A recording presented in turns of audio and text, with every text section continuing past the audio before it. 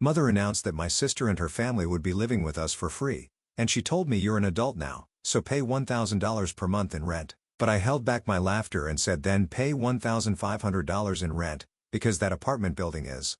I am Samantha. I have lived with my father since I was young. My mother passed away from illness when I was 5 years old. She was always kind, reading me picture books and hugging me tightly before sleep.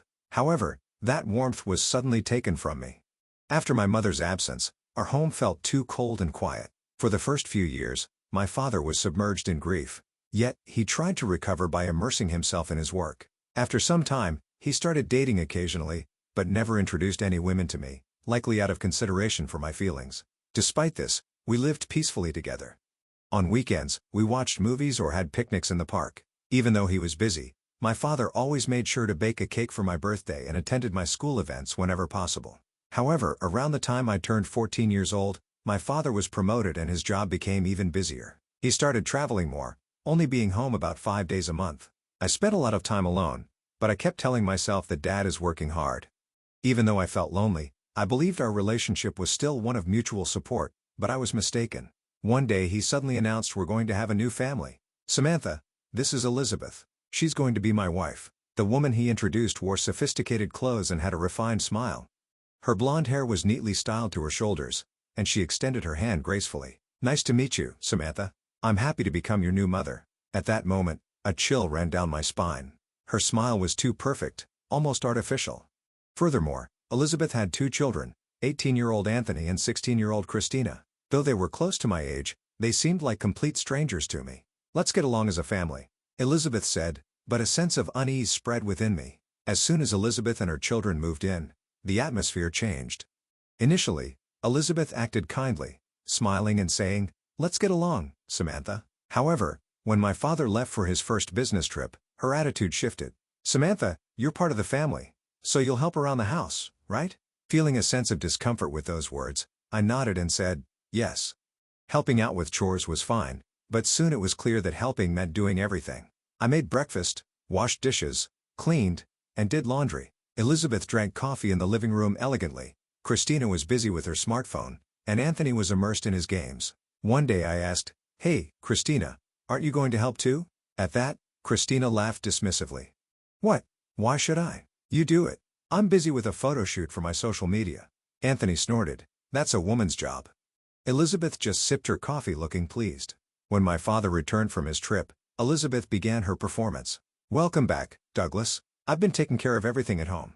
It's tough, but I can manage the family." I was dumbfounded. I had done everything, yet Elizabeth acted as if she was the one struggling. My father thanked her. "Thank you, Elizabeth," and turned to me with a smile. "Is Samantha helping a bit?"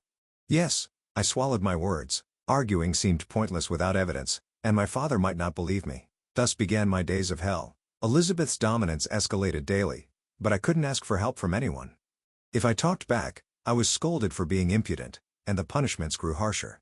After school, I was immediately put to work. I had no time to play with friends or even study. I had to endure. Elizabeth's demands became more severe, and my burden exceeded its limits.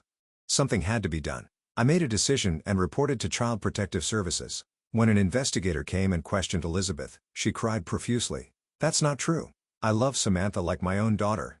I'm doing everything for her, but she's misunderstanding." Her theatrical voice sent shivers down my spine. However, the investigator couldn't make any conclusion immediately. Days later, the results were communicated. There are issues within the home, but it cannot be labeled as abuse definitively, so only guidance will be provided.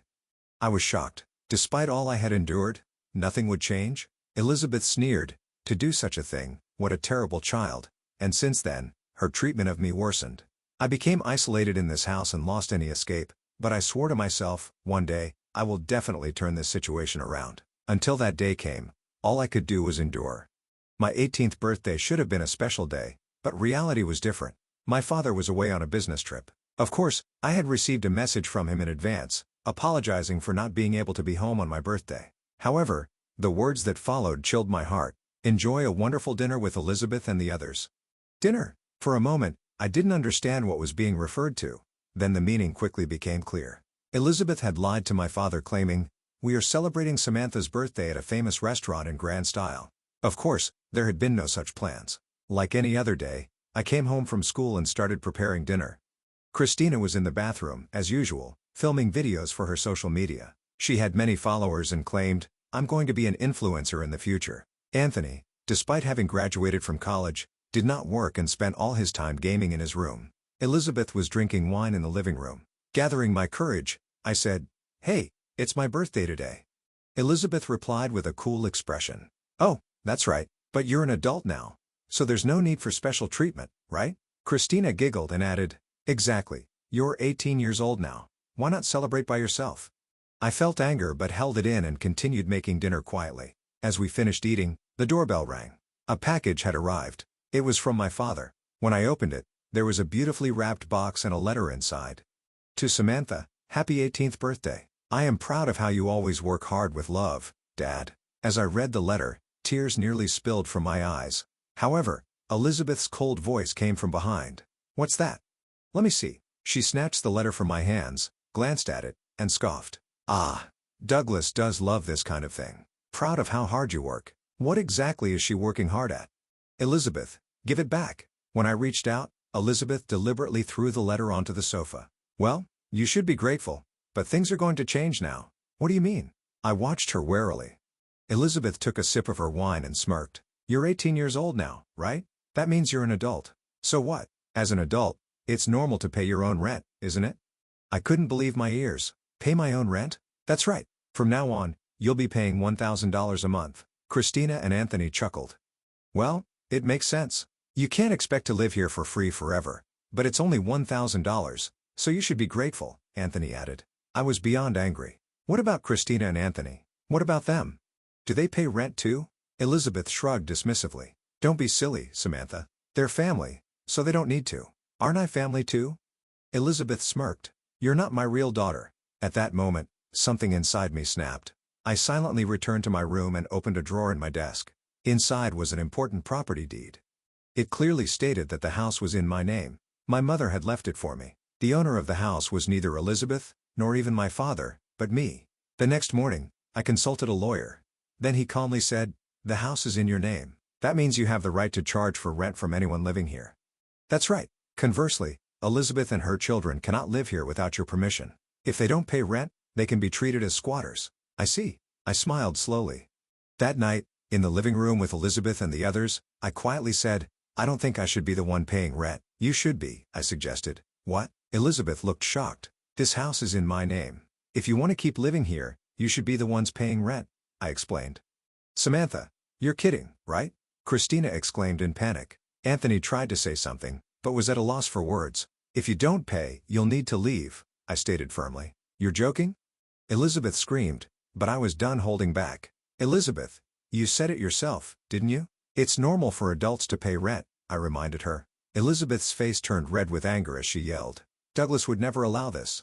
I responded calmly. "Then why don't you call Dad and check with him?" Elizabeth was left speechless. Silence took over the living room. My counterattack had finally begun. The next morning, I received a call from my father. "Samantha, can you talk right now?" "Yes, Dad. What's going on?" Elizabeth called me. "She said you told them they had to pay rent. Is that true?" I took a deep breath and answered quietly. "Yes, it's true." My father sounded puzzled. I could hear a small sigh from the other end of the phone. "Samantha, can't you reconsider? They are upset because it was so sudden." I closed my eyes quietly. Reconsider? Would someone who truly understood what I had been through say that? "Dad, can I ask you something?" "What is it, Samantha?" "Do you know what kind of treatment I've been receiving from Elizabeth and her kids all this time? While you were away on business trips, I was always the one stuck with the household chores. Elizabeth didn't do anything, but when you came back, she'd act like she'd done everything. Is that true?" "That's not all. Even when I reported to Child Protective Services, it ended with just a warning because there wasn't enough evidence. You didn't know, but I've been fighting this alone." "Samantha, that's and yet, the moment I turned 18 years old, she said, 'You're an adult now, so you should pay rent. Anthony and Christina are family, but you're not my real daughter.'" My father was silent for a while. I knew that it was necessary for him to face the realities he had failed to see. Eventually he said slowly, "I'm sorry, Samantha. I didn't know anything, and you didn't try to know." My father had nothing to say in return.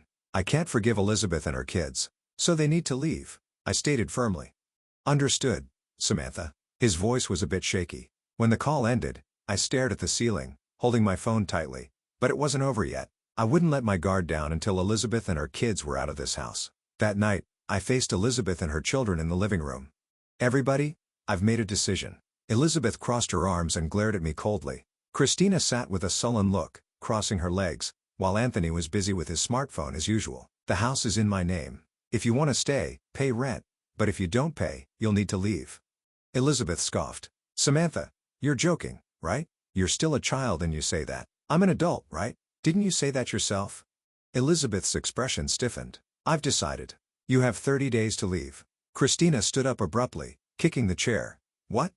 Who do you think you are? This is Dad's house." "No, it's my house." "That's a lie." Elizabeth raised her voice, but I had already prepared the documents and placed them on the table. "Here, the property deed. Feel free to check it." Elizabeth's complexion changed instantly. "What? I can no longer forgive how you've treated me like a maid. So you need to leave this house," Elizabeth said with a trembling voice. "Don't mess with me. A child like you doesn't have the right to decide something like this. The law seems to think otherwise." As I recalled the advice from my lawyer, I calmly informed them. "If you don't vacate within 30 days, I can sue you for illegal occupancy." Anthony, still clutching his smartphone, muttered, "Seriously?" Christina looked incredulous. "I'll tell Dad," Elizabeth shouted. "I already spoke to him," I replied calmly.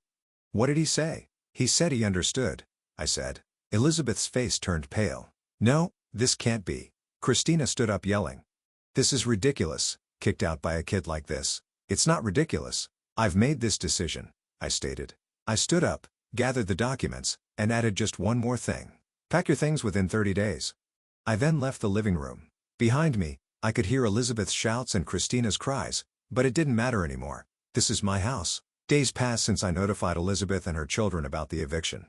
They were clearly panicking, but seemed to have no real intention of leaving. Christina and Anthony remained defiant, and Elizabeth was obviously scheming to corner me somehow. Then, finally, my father returned from his business trip. The moment I heard the front door open, I headed to the living room. "Douglas!" Elizabeth cried out, throwing herself at him in a scene that seemed straight out of a movie.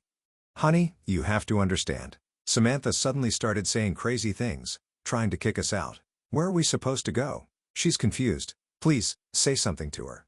Elizabeth's performance was perfect. Crying desperately, she played the part of the unjustly ousted, pitiful stepmother. However, I wasn't going to be deceived. Neither was my father anymore.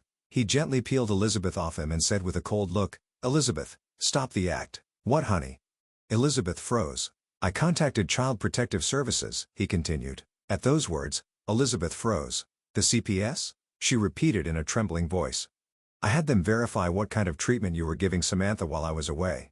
How you've been treating her." His voice was stern. "Honey, what are you talking about? I would never do such things." "Don't lie, Elizabeth." His low voice cut her off. "The CPS has records of past abuse reports from Samantha. There was no formal punishment due to insufficient evidence, but it was clear there were problems in the household." I quietly listened to their conversation, surprised yet relieved that my father hadn't just taken my word for it. He had actually checked the facts himself. But Elizabeth broke down, her voice teary. "It's a misunderstanding. Samantha was just rebelling against me, exaggerating everything. I truly considered her family. So let me ask," he said sternly, looking down at Elizabeth. "How did you spend Samantha's 18th birthday?" Elizabeth stumbled over her words. "Well, that is.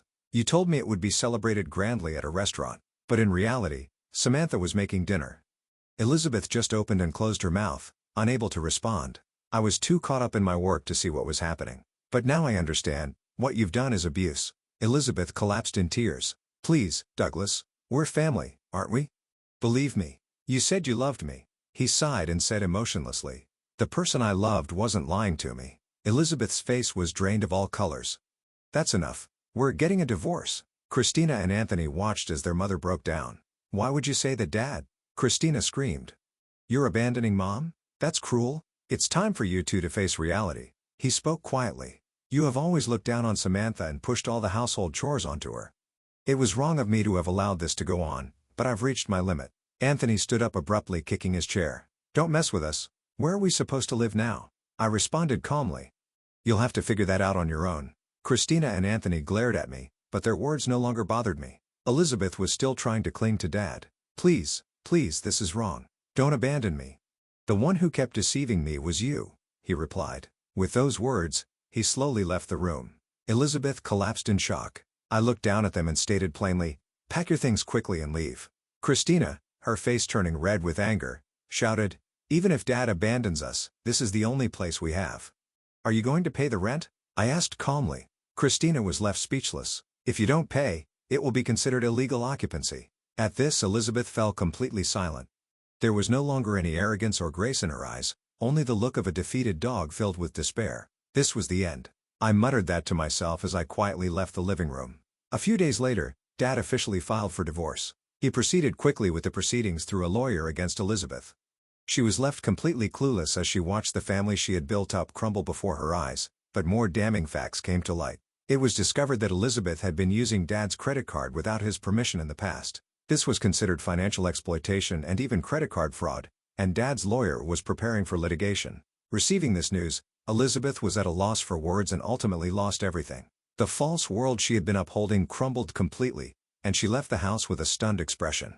Anthony and Christina, having lost Elizabeth's support, were at a loss for where to go. Anthony continuously moved from one friend's house to another in a nomadic lifestyle, while Christina went through a cycle of living with her boyfriend, breaking up, and then swiftly finding a new boyfriend to ensure she had a place to live. They were forced to face reality beyond the false family they had built. With the liberation from Elizabeth's toxic influence, a sense of subtle relief began to wash over me. As those who were no longer needed departed, the house gradually returned to a state of peaceful tranquility. The noisy days seemed like a lie as the house was enveloped in a calm atmosphere.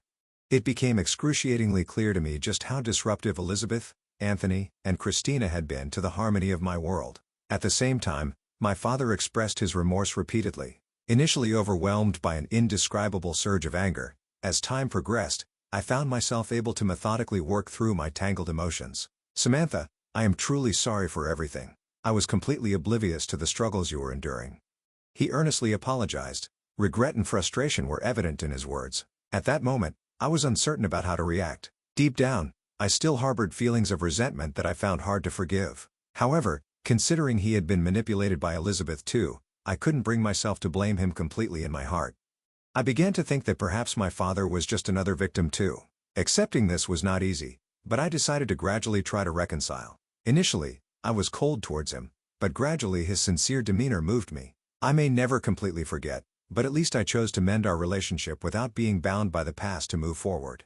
Despite the difficulties, I managed to graduate from college. Each step held significant meaning for me. Initially consumed by problems at home, I had no room to think about my future. But after graduating and going through job hunting, I finally began to walk my own path. Then I made a resolution. I would remodel the house. I developed a desire to make that house a truly peaceful place this time. It was the house my mother left us where my father and I could start afresh with renewed spirits. "Let's truly make this a place where our hearts can rest easy," I declared as I initiated plans for the renovation. During this period, Elizabeth and the others faced their own struggles. Following her defeat in court, Elizabeth found herself accumulating debt in an effort to manage repayments, leaving her no time to enjoy her previous luxuries like sipping elegantly on coffee or indulging in stylish attire, as she grappled with her new, harsh realities daily. Anthony was trying to find a job but was having trouble securing employment due to his past issues. He was desperately searching for job opportunities, but was not progressing well. Christina, who had been thriving as an influencer on social media, faced backlash over a casual remark that went viral. Furthermore, her past actions were exposed online, garnering resentment from followers. I realized that there was no longer a need for me to concern myself with their tribulations. With each step of the house's renovation, the anxiety and anger in my heart gradually faded. The act of renewing the house felt as though it was rejuvenating me as well, and I found myself increasingly eager to see the transformation. Finally, on the day everything was completed, warm light bathed the interior, casting a glow that filled the space with tranquility and a deep sense of security. Realizing that this house is my new starting point, I take a deep breath.